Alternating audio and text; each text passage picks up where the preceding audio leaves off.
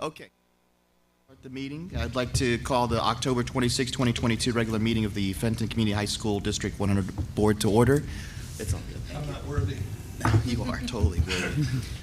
May I have a roll call, please? Figueroa. Haid. Here. Jalowick. Lewis. Here.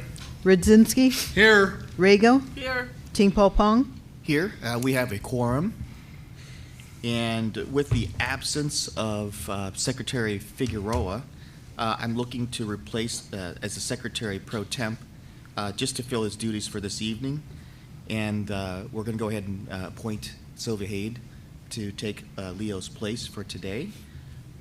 So congratulations for the day. Congratulations and our condolences. And you're very much well qualified for it. So, yeah, please join me in reciting the Pledge of Allegiance, please. I pledge allegiance To the flag of the United States of America and to the republic for which it stands, one nation, under God, indivisible, with liberty and justice for all. Great. James, please read our Fenton mission, beliefs, and Bison Way statements. Yes. Fenton mission statement: to cultivate successful, passionate, empowered learners through rigor, relevance, and relationships.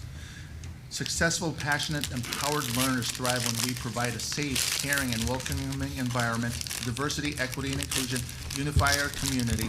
School and home collaborate as one.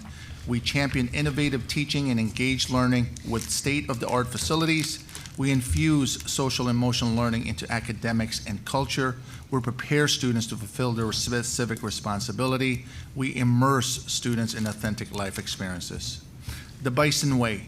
Students and adults at Fenton High School create a safe, caring, empathetic environment where we believe in each other, respect diversity, communicate openly, grow together, and hold each other to high expectations to become the leaders and innovators of the future. Thank you, James. Mary, do we have public comments? No one this evening. No. Thank you. So let's go to recognitions. Sam?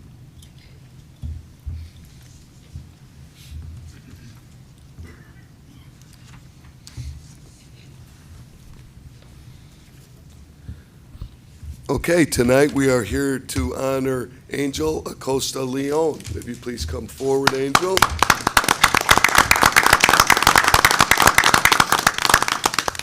Right there. Okay, he is the recipient of a National Hispanic Recognition Award through the College Board. And as you probably know, the College Board creates assessments such as the SAT, PSAT, and our AP exams. They started an equity initiative a few years ago and created national recognition programs for underrepresented students across the nation. These are highly respected honors that carry a lot of weight when it comes to college and scholarship opportunities. High school students are invited to apply, and based on their AP scores or PSAT scores, and also a GPA 3.5 or above. He obviously met this criteria.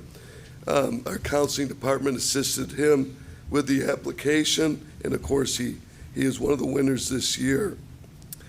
He has aced several AP courses and currently is enrolled at TCD, where he is taking multimedia and TV production programming. Sounds interesting. Oh, that's wonderful. Yeah, all right, good. He also has participated in tennis and bowling here at Fenton. And so we'd like to again thank him for his hard work over the last 4 years in receiving this prestigious award.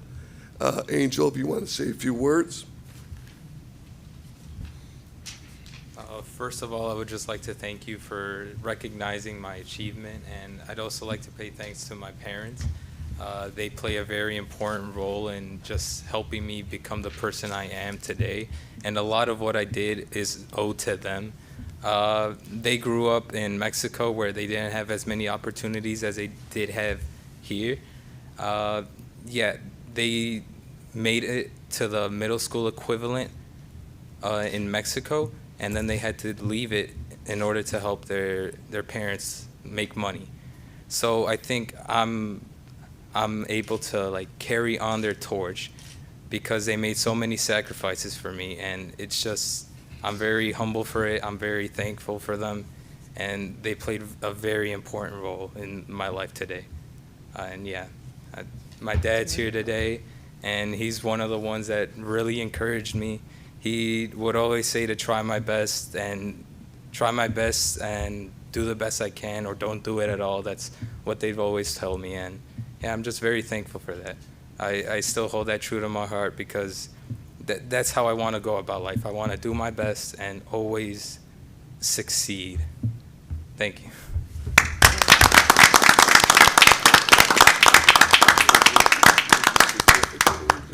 There you go.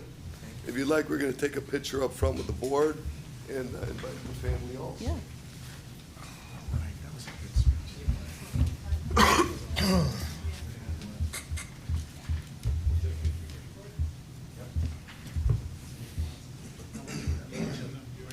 Great speech. Do you need help, Rick? Come on, Dad.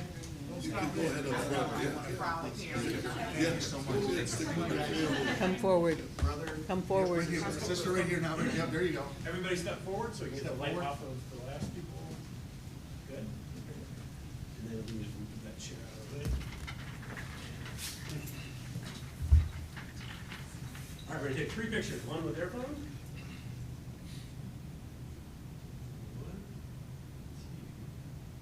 2, 3. And then one with my phone. Where are your teeth at, buddy? One with me.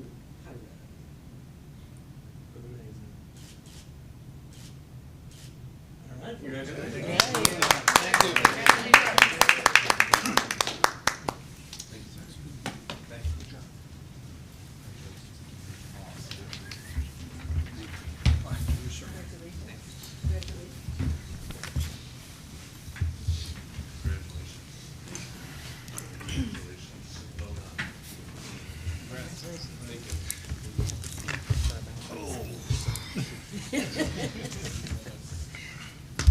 Congratulations again to the family, and well said. That was a well said speech. So we'll go to informationals. Thank you, Kit. Just real quick, every year we have to submit a fall student enrollment for the Illinois State Board of Education. I just wanted to go over that with you. I've been sharing this with the board as well as our viewers of our enrollment for this year. As expected, it's about 1,450 students, which has been stable for the last 5 or so years. Some of the demographics, we have about 2/3 of our students, 971 are Latino, 369 are white, 35 African Americans, 33 Asians, 2 or more races at 40, males 770, females 680, homeless students it's 35, a little bit higher than what we're in the past, not by much, but it is a little higher. Our EL students are English learners or multilingual speakers. It has increased, as we all know, at 321. This has been the highest since I've been here the last 8 years, and we're projected to have more students. Special ed at 208, that's about normal, which is approximately 10 to 12% of our population. And free and reduced lunch at 798, which is about 52% of our students. So just wanted to make sure that the board is aware of our demographics and enrollment. Next slide. With that, I would like to hand this off to Sam in regards to our school report card preview. The official report card will come from ISB on October 27th, a couple of days from now at 9 a.m. So we wanted just to give you a preview. You will get a copy of the actual report card when it's released. Sam?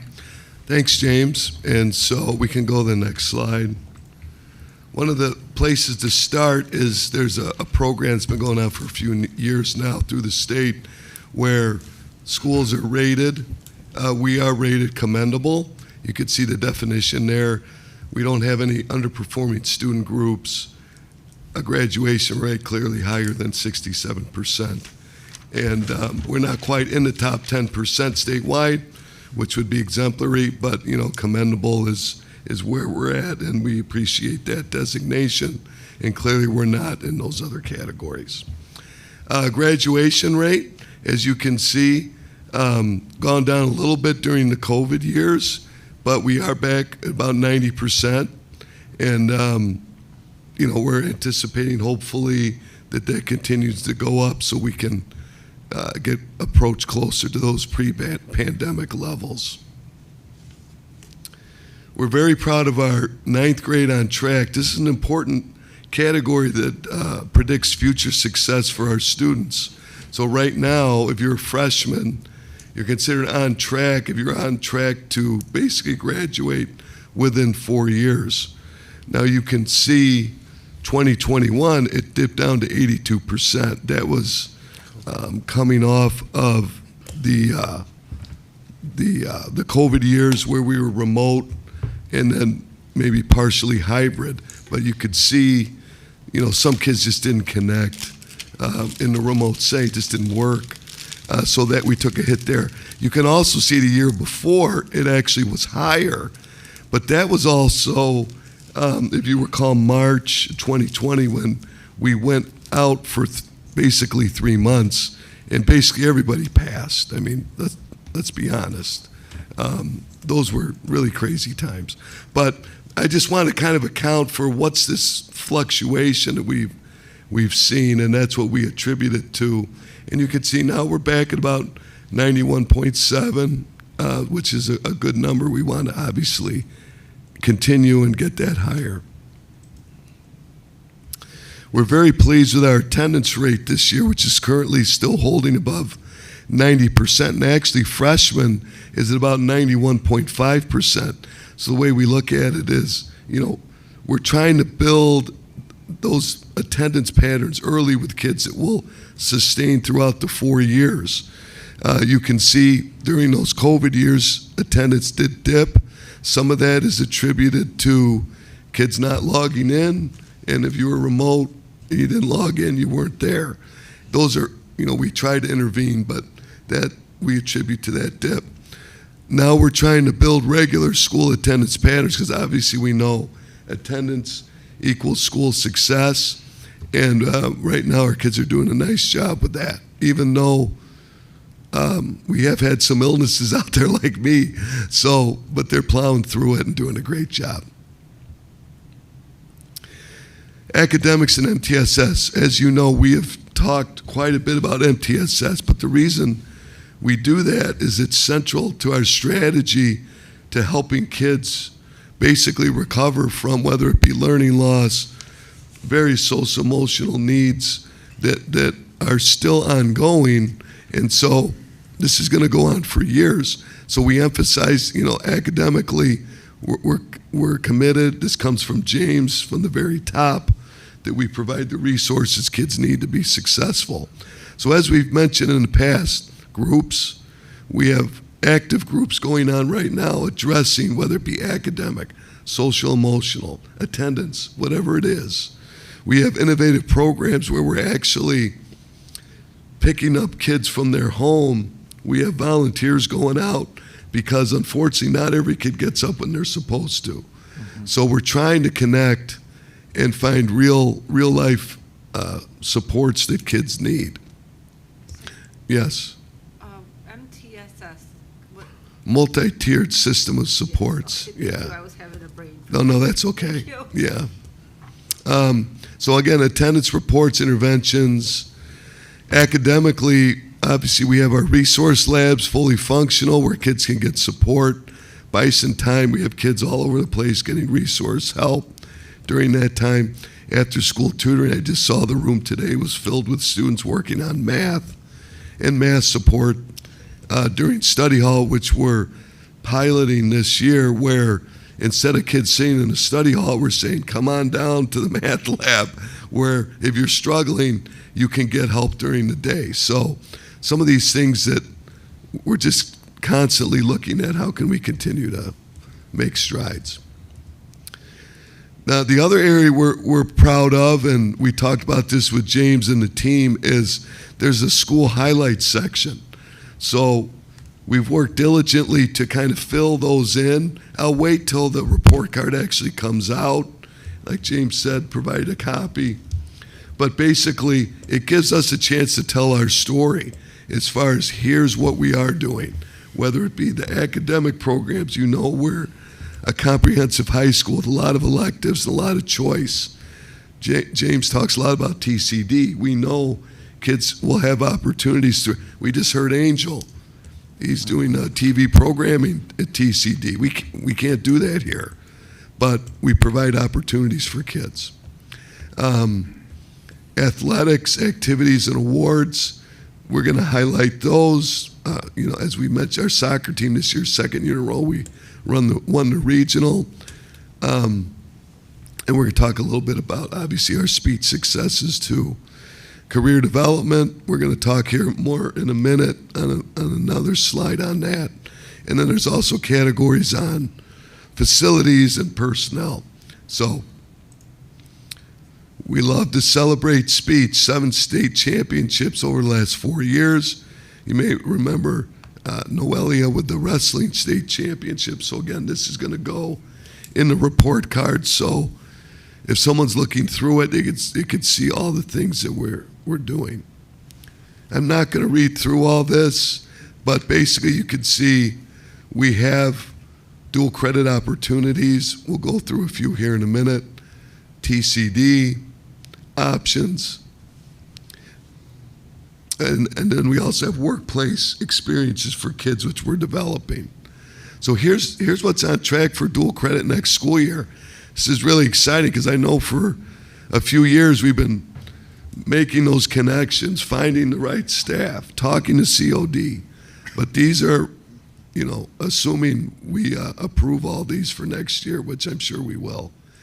Dual credit, where students are gaining college credit, taking these courses. So we're excited about that. That's also going to go on the school report card. And that's it. Any school report card type questions? So the exemplary, Yes. yeah, can we talk about that more, the commendable? How do we get to, what's the percentage? You got to be top 10? What was the number for us? I honestly, kid, I don't have that information in front of me, but I could. It's something I could look into to see how close we were to that. Okay. Yeah. Thank you. Just an FYI to other school district, District 2 of Bensonville and District 7 of Wooddale also got commendable. So we've been consistent with that. Oh, and then the next note is enrollment. We had 1,450. Yes. Where do we trend as far as historically? Stable. Okay. good. Stable. I mean, the board made a comment, one of the board members made a comment that enrollment is declining. This is obviously not a sign of that. We had a Okay. strong freshman class this year, Kate. So we're at that sweet spot of 1450, 1475, and be prepared. We might get 20 more students throughout the year, or we could lose 20 students. It depends on migration, obviously, and where folks are landing. So I'm really happy it's not 1375. I think someone mentioned that. Or we'll lose Yeah, and I think Yeah. it's been a pretty robust year, kids transferring in. I mean, some kids transfer out, but more coming in than are transferring out.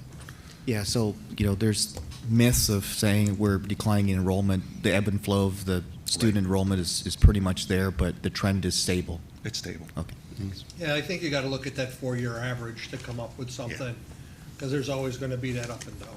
Up and down. And I believe our feeder school is as stable as well. What's been the dropout rate? I would say anywhere between 1 to, I'll say 0.5 to 1%. That's real good. And what we do here, Carrie, is that anyone that's thinking of dropping out, we make a call. We're going to say, what is it? Why do you want to do such a thing? Is it, I'm working, Mr. O. Okay, let's change your schedule. Okay, our counselors, our administrators are going to try to work with individuals to avoid that that very traumatic choice, I believe, because we need you to graduate from high school. So And it just is to real. add to that, we have some alternative programs even within the school. Yeah. Like if someone's doing, for some reason, really likes remote or a shorter day. And as Michelle's pointed out, we're trying to connect those kids with more purpose, with workplace type of experiences too.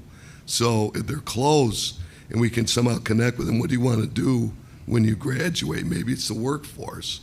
We can connect them somewhere.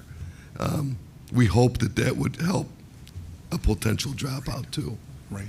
So that's a real good point too, Carrie, is, hey, look, you're at 91, 93, 94%. What happened to the 6%? Some kids just take a little longer. Some takes 5 years, right? But our dropout kids saying, hey, look, I want to drop out, that's about 1%. And we go through a system where the counselors try to talk them out. So we reach out to the parents to make sure we exhaust every last effort and create pathways for these students to stay in school.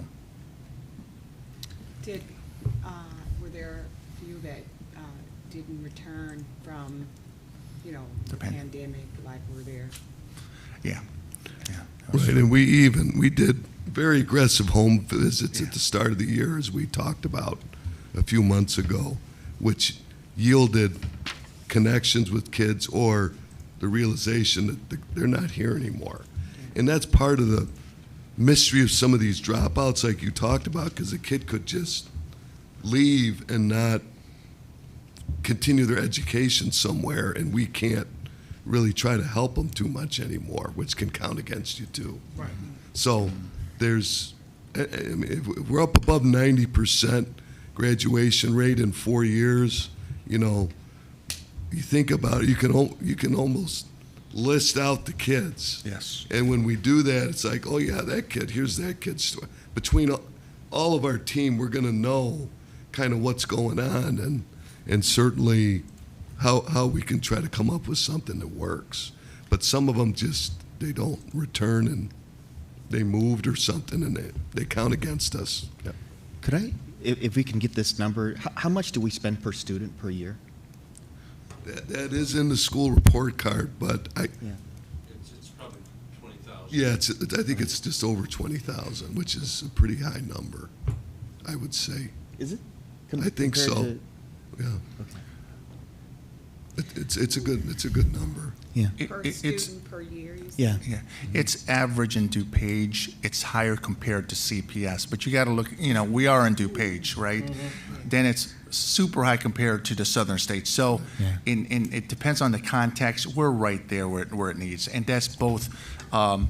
Bruce, expenditure for students is in two ways. One's the actual expense of educating the students, but there's also the facilities and the non-living things. So Yeah. it's just not, hey, look, this is how much it costs. There's the facilities, the safety, the teachers, the staff. So Yeah, that's all taken into It's consideration. another metric to look at. Yes. It's another Yeah, metric. and to be honest with you, I could look it up now, but right now it's all sealed because they're going to put it out tomorrow morning. So So I literally would- can't look it up. I would probably regret not saying it, so I'm going to say it. I remember going back a few years when we did the strategic planning, and we did the good to great planning, and we're satisfied with commendable. I get it, but it's not good to commendable.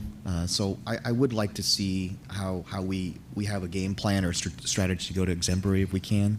I know there's a lot of conditions. We just came out of the pandemic, so I get that, but I would like to see some type of game plan to get to exemplary, if that's possible. Yeah, I think we look at the data and see, to your question earlier, where we at, and then we can strategize from there. That'd be great. 35 homeless kids. Help me understand how we accommodate or help support them in terms of education and Yeah, basically, we supply their needs, so all their fees are waived. We do get some monies that come in where we can support for, like, let's be honest, things like notebooks, pencils, pens, things that we take for granted, they may not have. So we try to meet their needs with funds that we get through the state. It could be transportation. Sometimes kids are going from shelter to shelter. We pick them up and bring them here. So it's in the, You even have kind of a closet too, right? Mm-hmm. For, Yes. like We- for their personal needs we, and that's right, donations, sometimes we, a coat or. that's right. We do kind of whatever they need, and we rally and get it for them, so. Great, that's great to hear, guys. Yeah. Thank you. Yeah. Just a quick comment, we'll get you that number, kid, but if we look at the exemplary school, I'll give you a list. Their demographics don't look like ours, just to give you a hint, and I think you understand where I we're do going with that. understand that. Yeah. It's not bad to have a goal. Yep, nope, not at all, absolutely. Sometimes you don't achieve your goal, but you're always striving towards it, and Yep. there's nothing wrong with that. Next slide. All right, strategic plan updates, this is exactly what we're talking about, right, to have goals, John. And one of our goals is the building referendum, and as well as the Fenton Foundation. Next slide. We're in our home stretch with the building referendum, 12 days remaining, and we're very excited. We feel like we have a good ground game, we got a good email and text game, we got a good social media game. But once again, wanted to highlight, and a good mailing game, that we do have a strong canvassing game moving forward. So we encourage our viewers to vote early. That started on October 24th, and we will have a list here, or look at our website with those locations, one of them being Bensonville Police Station as an early voting place. Rick, I'm going to go ahead and invite you to talk about our building referendum. Rick has been really a powerhouse in regards to our canvassing, as well as our building referendum communication. Rick? Hi. Again, just a quick overview. We want to meet people where they're at and give them reminders. So vote early for those who don't vote in every election or they're new. We have a lot of students that have been registered to vote. And then give reminders via text, the emails. The last slide had a reminder. It'll be in people's mailboxes on the 3rd of all the locations and the dates. And then catch them at what their interests are. So this mailer that you would have gotten today appeals to the economics, jobs. Schools create jobs. Schools preserve your home value and enhance your home value. And then canvassing, not everybody can make it to our town halls. Everybody has busy schedules. So we're taking the show to them. We have anywhere from 3 to 5 teams that are going door to door, and mostly just saying, hey, are you aware that this is on the ballot? Do you have any questions? These are 3 or 4 talking points about what is involved. And if you don't have any questions, early vote or vote on November 8th at these locations. And then we move on, just making sure everybody's aware and they have an opportunity to ask whatever questions they may want. And then leading up to the actual day, we're going to have banners in some strategic locations on campus, reminding people to vote on the 8th and that it's for us. And they have to contemplate what they view is for our future, because they are part of our community. So we are finding people where they are, and we're trying to catch all of their interests and then give them the same consistent messaging. So most everything has the same explanations, just different taglines to draw them in. Thank you, Rick. I'm sorry. Question, go ahead. Yep, Carrie, could you mention that, what we talked about a little bit in the Finance Facility Committee about the referendum? And by the way, when we talk about good to great, this is one of the game plans. Yes. Is to have a good to great school in terms of infrastructure. So That's right.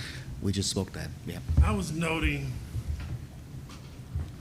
or just a conversation came up when I was canvassing about the risk, or what's in it for homeowners who don't have kids in high school, or don't have small kids coming in, or you don't fix income, or I'm doing all I can do right now. The risk is if Fenton maintenance and building concerns grows, if there's a major issue, and becomes a resource concern. Reality is more of our funds is going to end up going towards away potentially from education to fix that. And once it starts to roll downhill, there's no huge source or pot of money to pull things from. And once the school starts to fail, it's hard to get it back because it becomes a trickle-down effect. What types of families wants to come in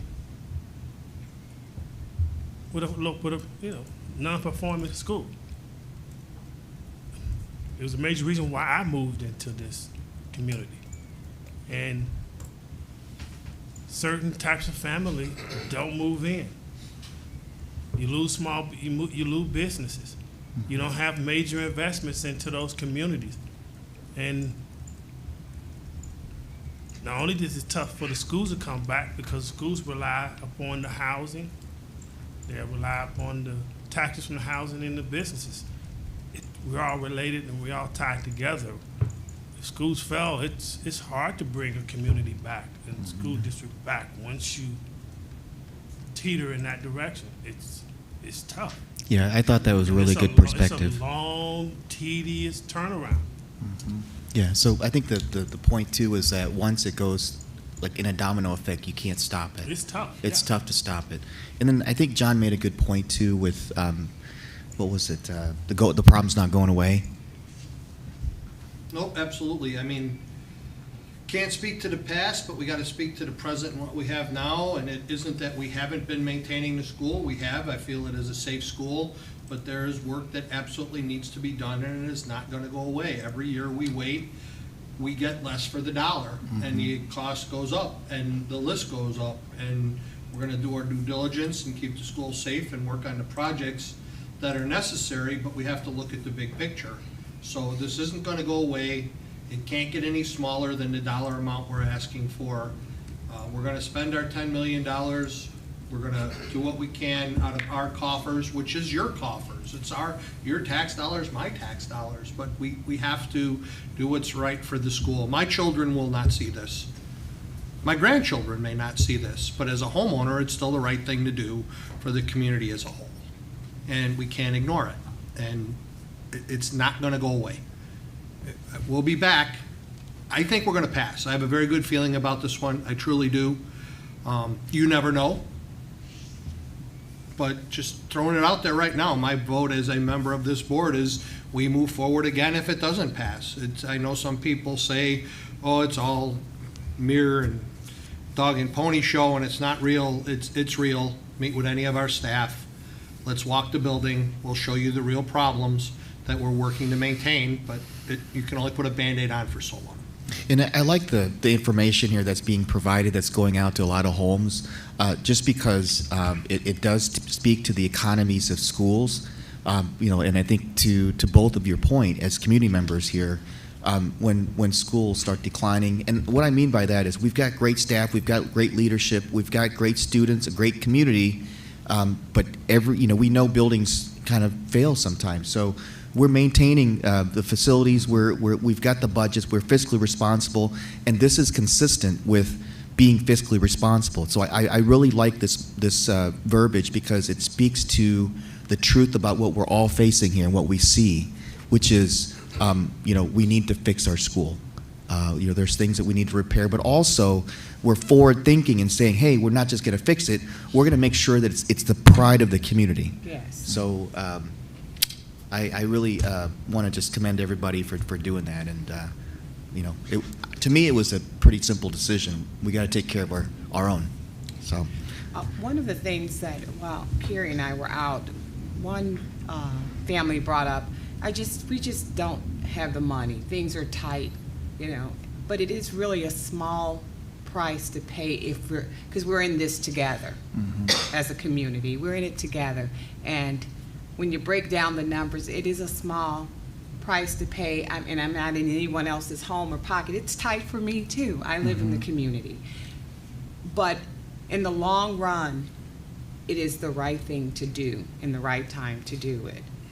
It's not going to get, the cost is not going to go down, it's only going to increase. And so that was one of that was some of the concern. That's what we heard a lot of, we just don't have the money, and it's a couple of dollars a day, if you really think about it. And so, and then the pride of your community and your school, it's important. And I'm like I said, I'm a real estate agent, and so I know how important schools are to homeowners and people coming into the community. That's the first thing that they ask, you know, how are the schools? And if the schools aren't good, they're looking somewhere else. And if you're in the community and the schools decline, you're looking somewhere else. So, you know, it's just goodbye. I mean, I've done it before. I moved out of the town that I was living in because the schools were in academic warning. I wanted a better place for my children. So we have to think about that. And like John said, my children won't see it, my grandchildren won't see it, but I'm willing to sacrifice whatever the cost is because I know that it will be beneficial to all of us in the long run, so. Well, and imagine with your own home, not making repairs to your own home for years on end. Yeah. And you have one issue, and if you don't take care of it, and that leads to another issue, that compounds to another issue, and that's kind of what we're dealing with here. So it just needs to get done, you know. And we're dealing with, you know, obviously a huge building, but if you just kind of think about it with your own home, and what happens when you don't take care of issues that arise. It just kind of snowballs into one issue on top of another issue on top of another issue. So these things just need to get done. And I've only been on this board for 10 months. And gone through a lot of meeting minutes.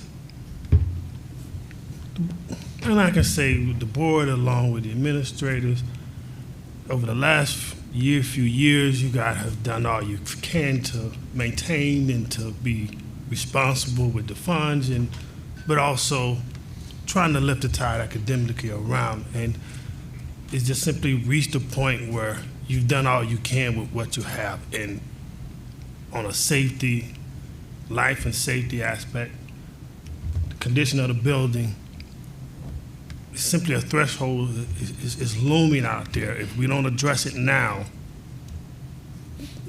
there's a cliff, and it's a tough recovery if we fall off. And it ain't a question of I can't handle it. It's really is how bad is it going to get if we don't?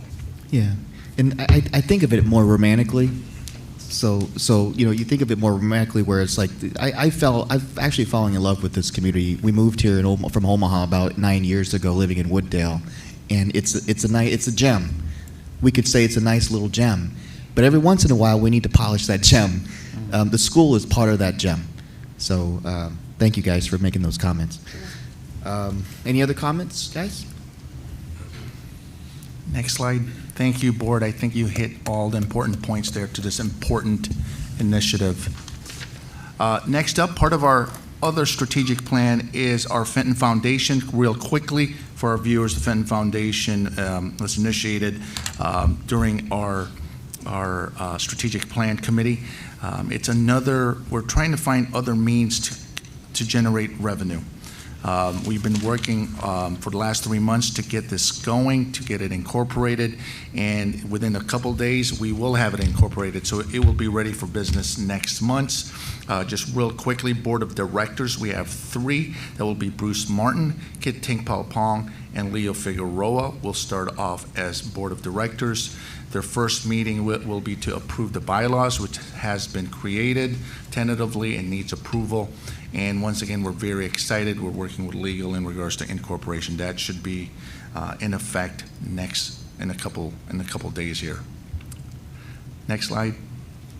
Last, in regards to our informational item here, we have received one FOIA from Cottage Hill Operating Company. Basically, they wanted to know the invoices and fees in regards to our special ed transportation. As you guys know, we're part of the special ed cooperative called NEDSEC that has been resolved by NEDSEC, so I'm happy to hear about that.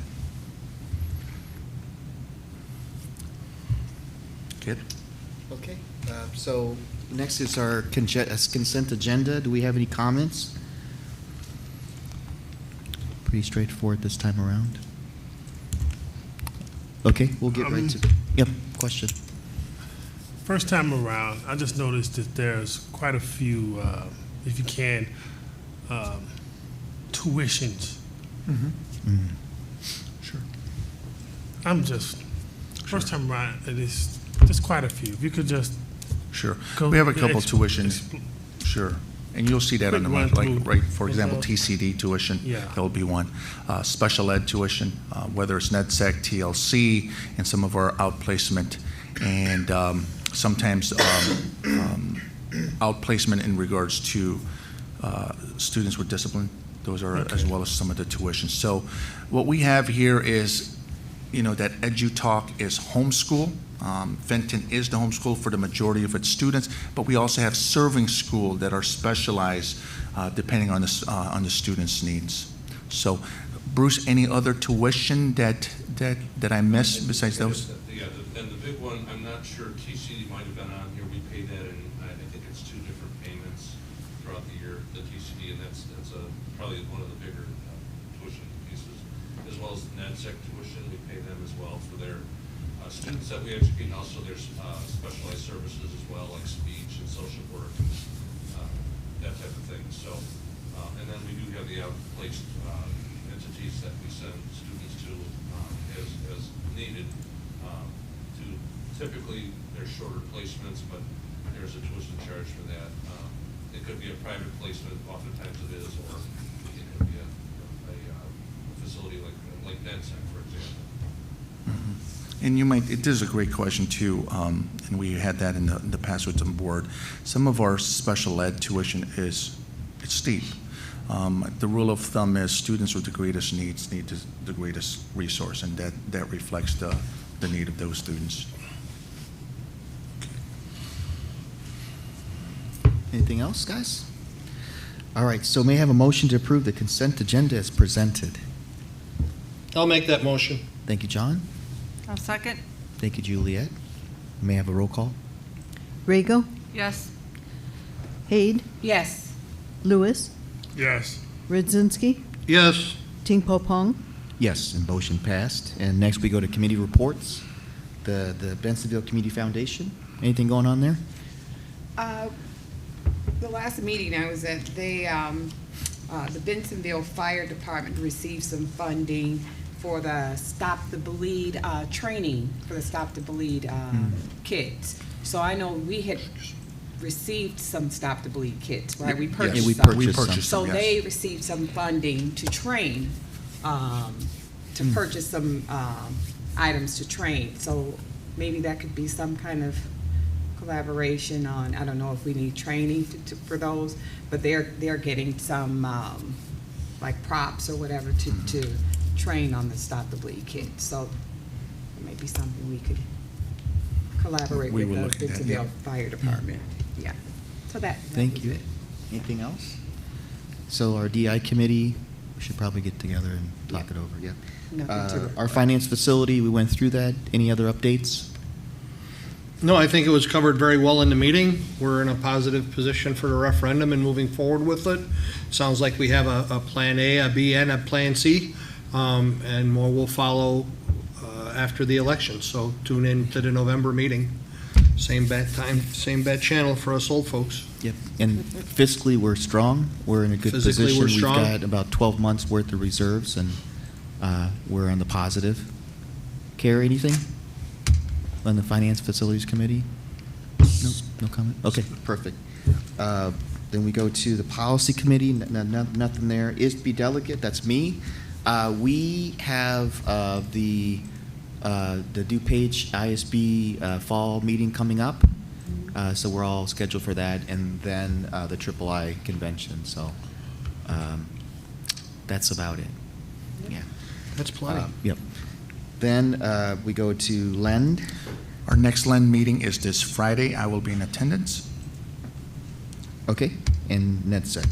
NetSec, North DuPage Special Ed Co-op, our last meeting basically reflected or focused on our NetSec executive director search. Interviews will start tomorrow. I will be part of the committee searching for our next executive director at NetSec.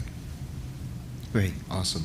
So next regular board meeting is Wednesday, November 16th, 2022, at 7 p.m. with a tentative board finance and facilities meeting scheduled at 6 prior to the regular meeting. Just the same announcements, the fall due pay division, that's just my part, is that we've got a dinner meeting coming up on Wednesday, November 2nd at 6 p.m. And then also we've got III conference that will take place Friday, November 18th and Saturday, November 19th. So next we go to closed session. So may I have a motion and a second to go into a closed session?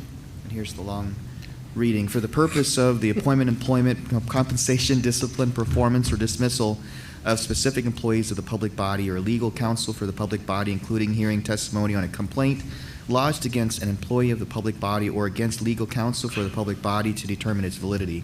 However, a meeting to consider an increase in compensation to a specific employee of a public body that is subject to the local government Wage Increase Transparency Act may not be closed and shall be open to the public and posted and held in accordance with this Act, 5 Illinois CS 120 2C1, and collective negotiating matters between the public body and its employees or their representatives, or deliberations concerning salary schedules for one or more classes of employees. 5 Illinois CS 120 2C2. May I have a motion and a second? So moved. Second. Okay. So Carrie's? Carrie's and then, first? And then Juliet. Okay. It was close. It was close. We Neck and have a neck. big play. Thank you, guys. May I have a roll call? Rego, Yes. Haid, Yes. Lewis, Yes. Redzinski, Yes. Ting-Pao Pong. Yes. And now we enter closed session. Let's take a 5 and come right back. Be quick.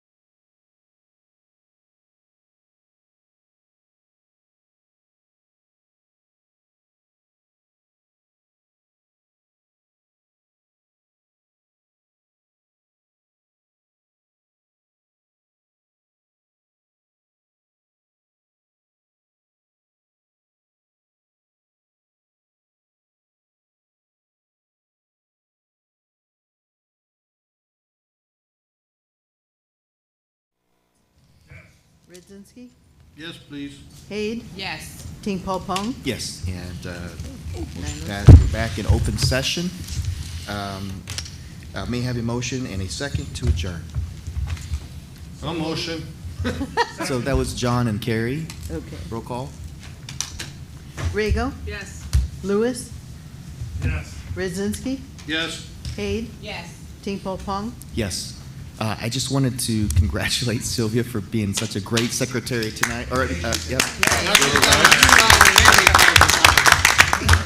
And motion passed. We are adjourned. Thank you for coming. Hey, no.